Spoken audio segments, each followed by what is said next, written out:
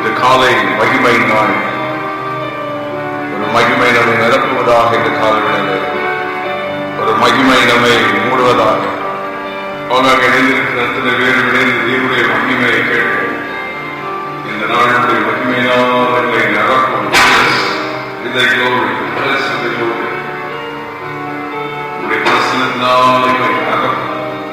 Glory நீர் மாறும்.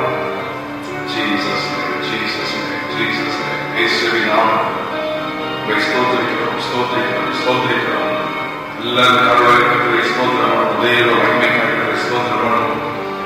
ஹல்லேலூயா. இயேசு கிறிஸ்துவின் கிருபைக்காக ஸ்தோத்திரம், ஸ்தோத்திரம், ஸ்தோத்திரம், ஸ்தோத்திரம், ஸ்தோத்திரம். கடவுளே கிருபை, கிருபை, கிருபைக்காக நன்றி. ஸ்தோத்திரம், ஸ்தோத்திரம். பாதுகாத்தீரே ஸ்தோத்திரம், வழிநடத்தினீரே ஸ்தோத்திரம், கூட இருந்தீரே ஸ்தோத்திரம். செய்த எல்லா உதவிகளுக்காக ஸ்தோத்திரம், செய்த எல்லா நன்மைகளுக்காக ஸ்தோத்திரம். மகாபலம், தயவு, மகாபலம், இரக்கம் எல்லாவற்றுக்காக நன்றி. கிருபைக்காக நன்றி, நன்றி, நன்றி. இதாவே ஸ்தோத்திரிக்கிறோம். பரிசுத்த ஆவியானவரே நாங்கள் ஸ்தோத்திரிக்கிறோம். மகிமையின் ஆவியானவரே நாங்கள் ஸ்தோத்திரிக்கிறோம். பெந்தேகோஸ்தே நாளில் இறங்கின பரிசுத்த ஆவியானவரே உமக்கு நன்றி. சபை நடுவே அசைவாடுகிற பரிசுத்த ஆவியானவரே உமக்கு நன்றி. ஹல்லேலூயா. எல்லா நன்மைகளுக்கும் ஈவுகளுக்கும் காரணமாக இருக்கிற ஜோதிகளின் பிதாவே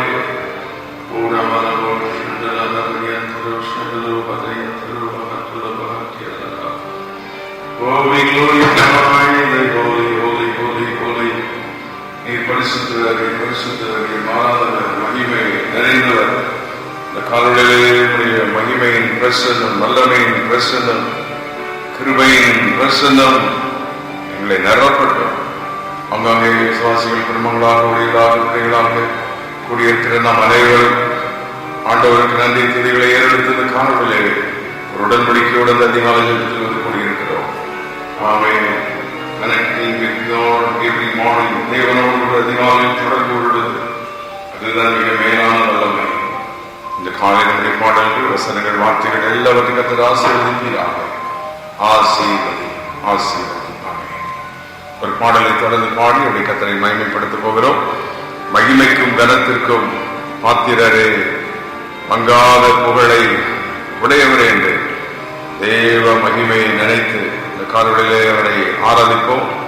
மகிமை நிறைந்த தேவனை, வல்லமை நிறைந்த தேவனை. ஹல்லேலூயா, ஹல்லேலூயா, ஹல்லேலூயா, ஹல்லேலூயா, ஹல்லேலூயா.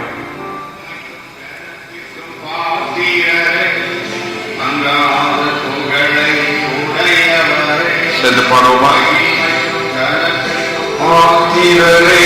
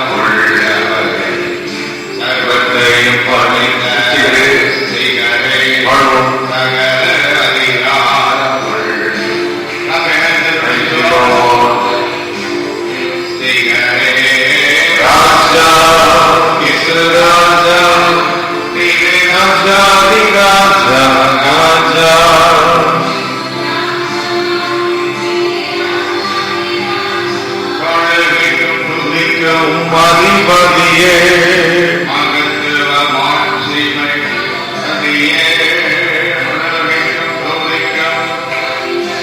நன்றி ஆண்டவரே. அதிபதியே,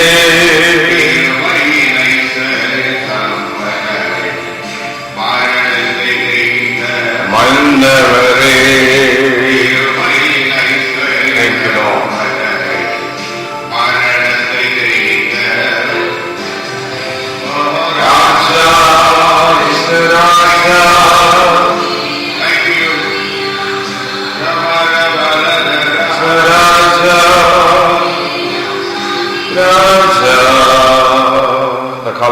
ராஜாதி ராஜா, ஒரு மகிமையின் தேவன்.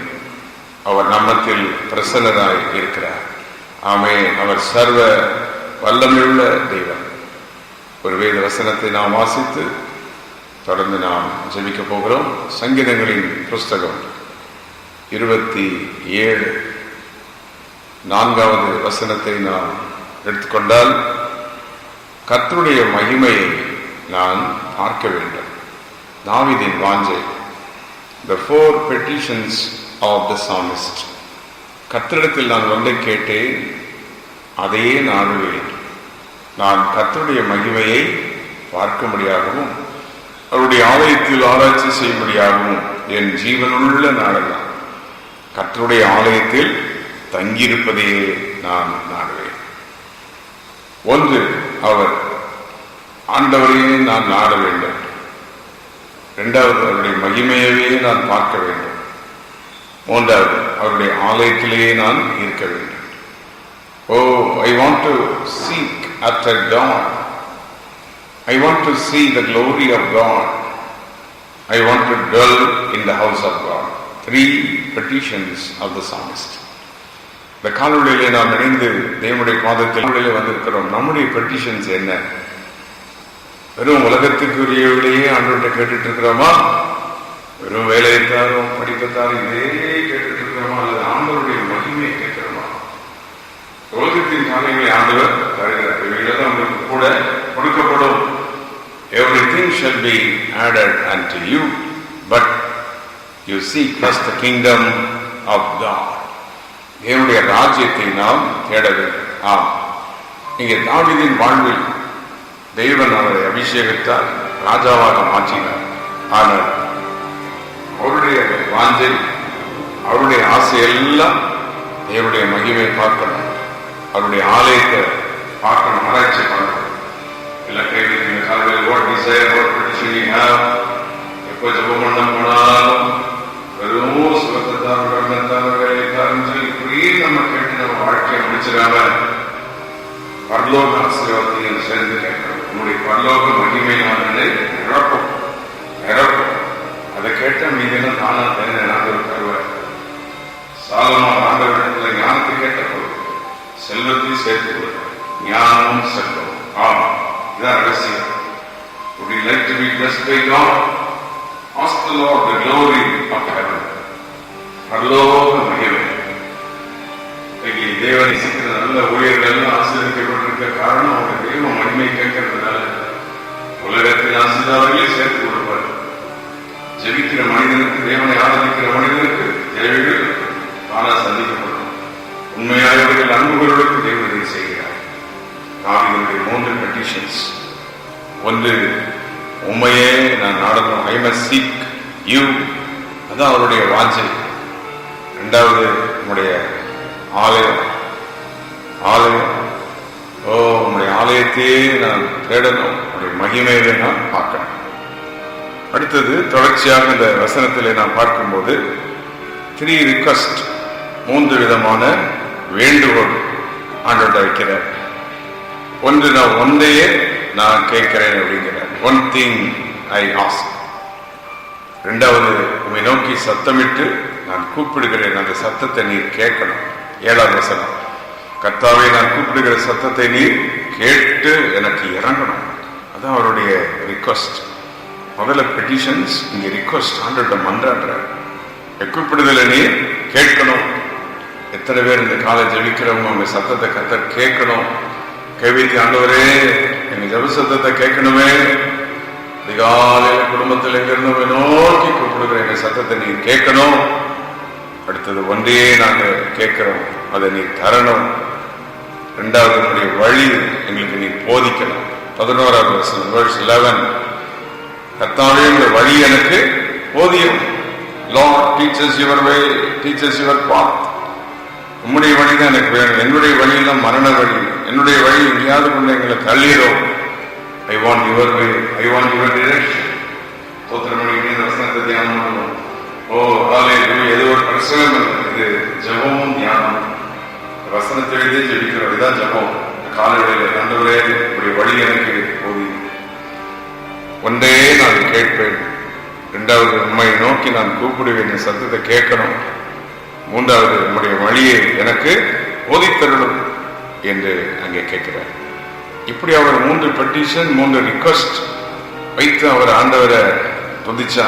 அங்க நடந்த அற்புதத்தை பாருங்க. 7 விதமான காரியத்தை அந்த வசனத்துல பார்க்கிறோம். முதல் வசனத்துல அங்க சொல்ற, நான் யாருக்கு அஞ்சுவேன் அப்படின்னா, இப்படிப்பட்டவங்க யாருக்கும் பயப்பட வேண்டியது இல்லை. வியாதிக்கோ போராட்டத்திற்கோ எதற்கும் அஞ்ச வேண்டியதில்லை.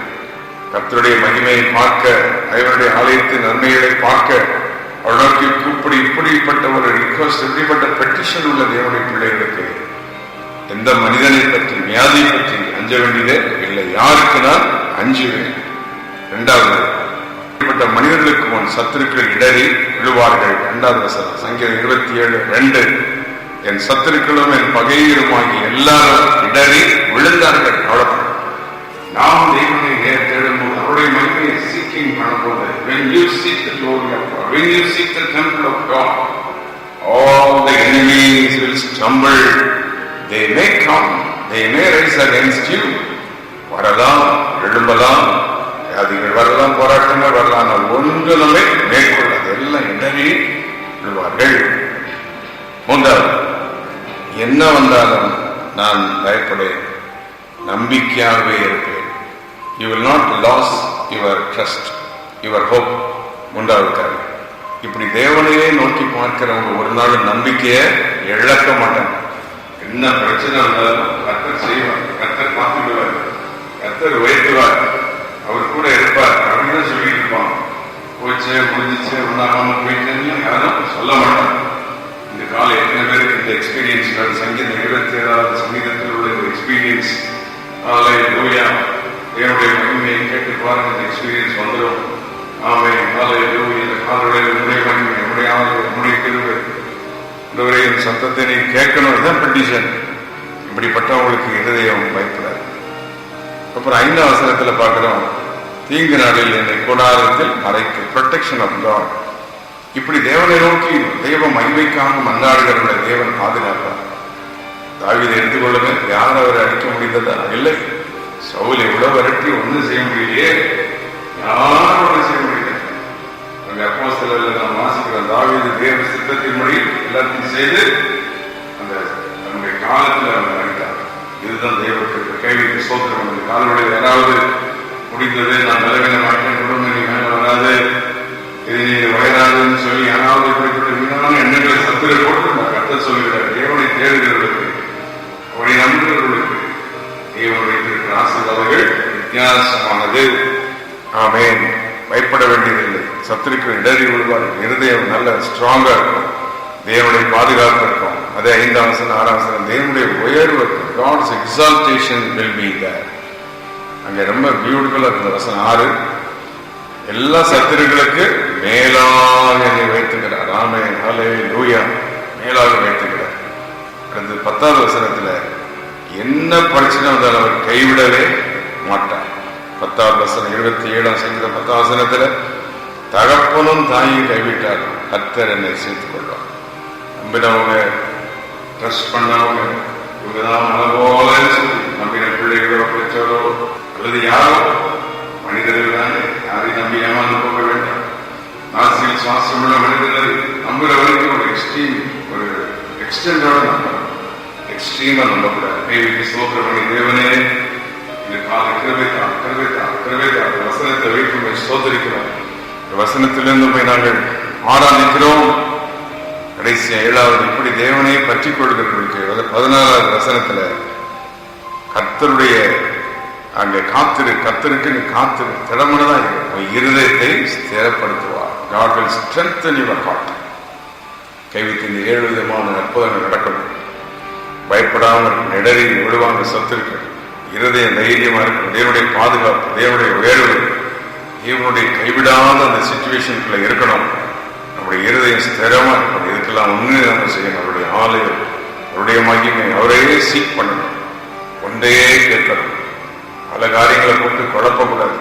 ஒரு அந்த காலோடையில யாரோ பல காரியங்களை போட்டு குழப்பிட்டு இருக்கிறீங்க, சொல்லிக்கூடாது. ஒன்றே கேளுங்க, ஒரு வார்த்தையை சொல்லுங்க, ஒன்றே கேளுங்க, ஒரே நோக்கத்தோடு அவருடைய கேளுங்க, சரியான அந்த சித்தத்தை கேள்வி செய்வார். ஆமே.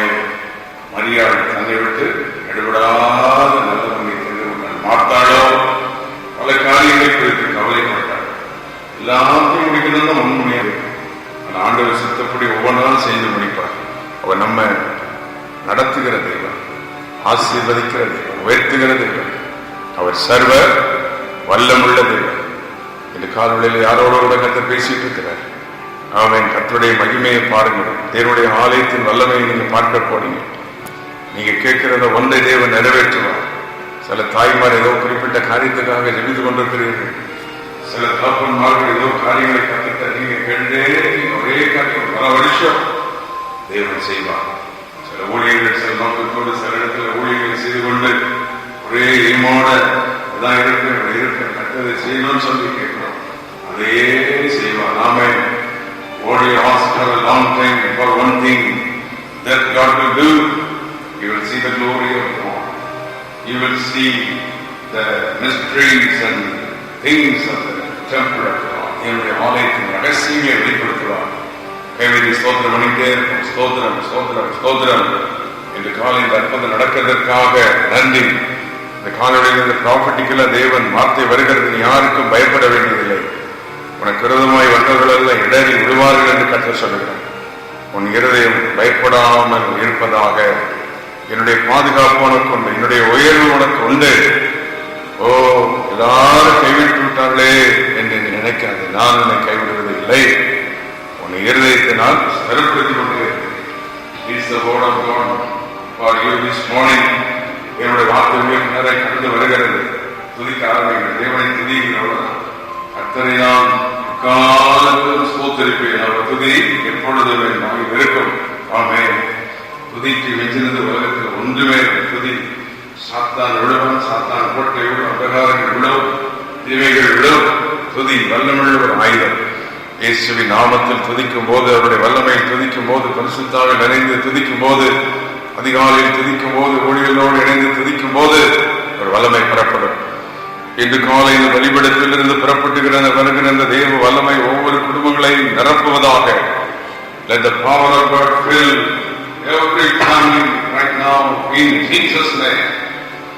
இயேசுவின் நாமத்தில் வார்த்தையை நிறைவேறுவதற்காக நன்றிகளை செலுத்துவோம். இந்த வார்த்தைகள் குடும்பங்களில் நிறைவேறட்டும், பிள்ளைகளில் நிறைவேறட்டும், திருச்சபையில் நிறைவேறட்டும், ஊழியர்களுக்கு நிறைவேறட்டும், சத்துருக்கு மறைத்த வார்த்தைகளை நிறைவேற்றும். எல்லா எதிர் சக்திகள் அளிக்கப்படுவதற்காக நன்றி. சத்துருவின் ஆலோசனைகள் அளிக்கப்படுவதற்காக நன்றி. தேவ திட்டம் நிறைவேறப் போவதற்காக நன்றி. தேவ மகிமை வெளிப்பட போவதற்காக நன்றி. ஹல்லேலூயா. இந்த காலையிலே மகிமையின் மேகமாக எங்கள் மத்தியில் வாரும் என்று ஆண்டவருடைய பிரசன்னத்தை உணர்வோம். இப்படி பாடிக்கொண்டிருக்கும் போதே கர்த்தருடைய அக்கினி, கர்த்தருடைய மகிமை ஒவ்வொரு வீடுகளையும் நிரப்பட்டும், ஒவ்வொருவரையும் நிரப்புவதாக. ஒரு வல்லமை ஒவ்வொரு வீட்டையும் நிரப்பட்டும். ஆமே. அந்த காலங்களில் அழிந்து போட்டும், வியாதிகள் மாறி போகட்டும், ஒரு பெரிய அற்புதம் என்று கால்வழியிலே நடக்கட்டும். தேவ மகிமையினால் எங்களை நிரப்போம் என்று ஆண்டவரை நோக்கி நாம் எல்லாரும் கேட்போமா? இணைந்து கேட்போம். இறங்கி வந்தீரே,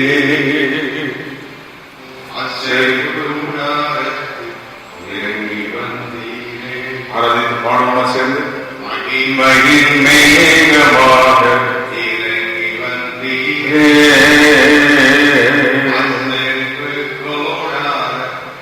இறங்கி வந்தீரே.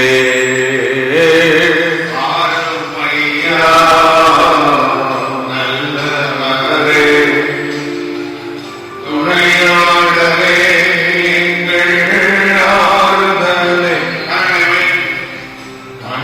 மேகமாக இறங்கி வந்தீரே.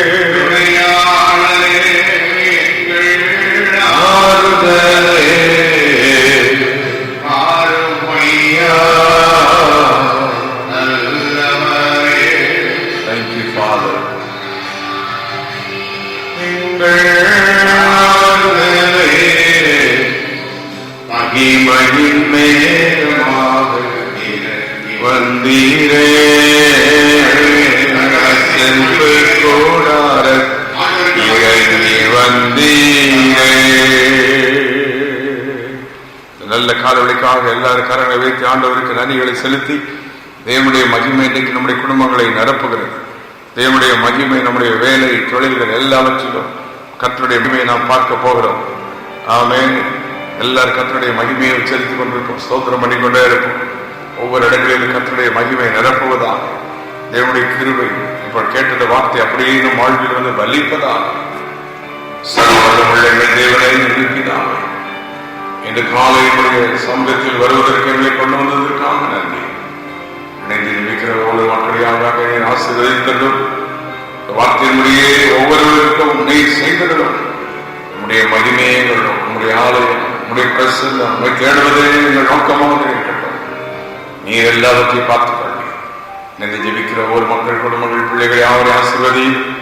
வியாதி விலகினங்களை நீக்கும் தேவைகளை சந்தித்து வழிநடத்தும் வேலை தொழில்கள் காரியங்களை நேர்கொடையிலிருந்து வழிநடத்தி ஆசீர்வதிக்கிறார்.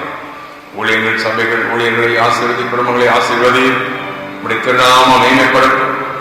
நாங்கள் யாவரும் உடைய வருகைக்கு ஆயத்தப்பட எங்களை அர்ப்பணிக்கிறோம். உடைய ரத்தத்தால் எங்களை கழுவி இன்னும் வழி நடத்தும். ஒவ்வொரு இடங்களில் ரத்தத்தை தெளிக்கிறோம். வல்லமை பிரசன்னம் நிரப்பட்டும். இயேசு கிறிஸ்துவின் நாமத்தில் கேட்கிறோம் பிதாவே. ஆமென், ஆமென், ஆமென்.